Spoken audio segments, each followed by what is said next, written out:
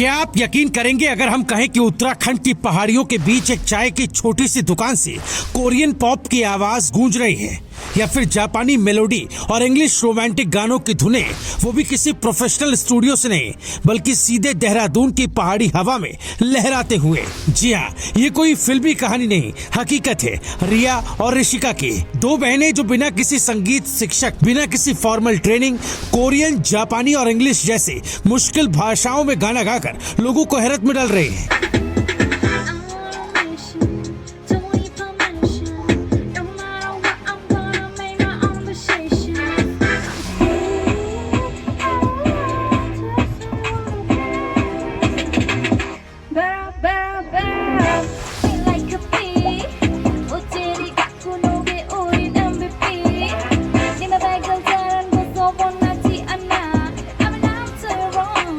कई लोग सोच में पड़ जाते हैं, इन पहाड़ों में रहने वाली ये सादगी से भरी लड़कियां इतनी क्लीन कोरियन कैसे गा लेती हैं, जापानी शब्दों के उतार चढ़ाव को कैसे इतनी खूबसूरती से पकड़ लेती हैं, और वो भी तब जब इनके पास कोई म्यूजिक स्कूल, कोई माइक, कोई रिकॉर्डिंग सेटअप नहीं। इनकी आवाज न सिर्फ इन पहाड़ियों में गूंज रही है बल्कि अब सोशल मीडिया की ताकत से देश दुनिया तक भी पहुंच रही है। तो चलिए देहरादून की वादियों में ले चलते हैं आपको, जहाँ चाय की चुस्की के साथ बजते हैं ऐसे सुर जो किसी भी भाषा की दीवार को तोड़कर सीधे दिल में उतरते हैं। ऊंचे पहाड़ों की गोद में बसी देहरादून की वादियां, ठंडी हवा, हरियाली और बीच में एक छोटी सी चाय की दुकान। सामान्य सी दिखने वाली इस दुकान में कुछ है असामान्य, कुछ ऐसा जो दिल को छू जाता है। यहाँ मिलती है न सिर्फ गर्मा गर्म चाय बल्कि कुछ ऐसा भी जो आत्मा को सुकून देता है। जी हाँ, हम बात कर रहे हैं रिया और ऋषिका की, दो पहाड़ी बहनों की जिनकी आवाज में है जादू और जिनकी कहानी है एक मिसाल। न कोई बड़ा मंच, न ही कोई औपचारिक संगीत की तालीम, सिर्फ दिल से निकले सुर और कानों में उतरती मिठास।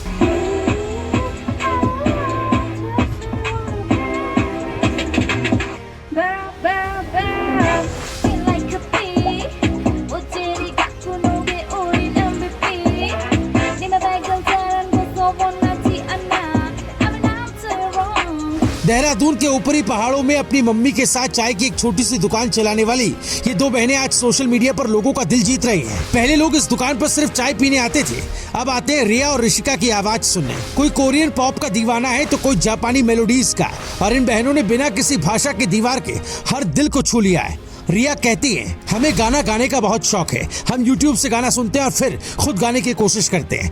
हमें नहीं लगा था कि लोग इतना पसंद करेंगे, अब तो लोग खास तौर पर गाना सुनने भी आते हैं। इन बहनों के सफर में सबसे बड़ा सहारा बने इनकी माँ, जो खुद इस दुकान को चला रही और बेटियों को खुलकर सपने देखने की आजादी भी दी। ऋषिका कहती है, मम्मी हमेशा कहती है कि मेहनत और लगन से सब कुछ मुमकिन है। हमारी दुकान भले ही छोटी हो पर हमारा सपना बहुत बड़ा है। जब शहरों में टैलेंट को पहचानने के लिए मंचों की होड़ लगी है, तब पहाड़ों की छोटी सी दुकान ने दिखा दिया कि सच्ची प्रतिभा भीड़ की मोहताज नहीं होती।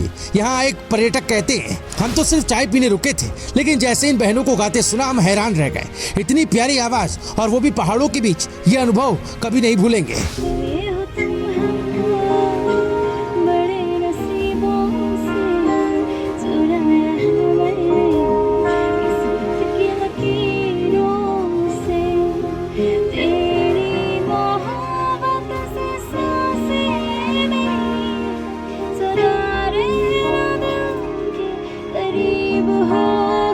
सोशल मीडिया पर इन बहनों के गाने वायरल हो रहे हैं, लोग इनकी वीडियो शेयर कर रहे हैं, इनकी तारीफें कर रहे हैं, और यही बन रहा है इनकी सबसे बड़ी ताकत।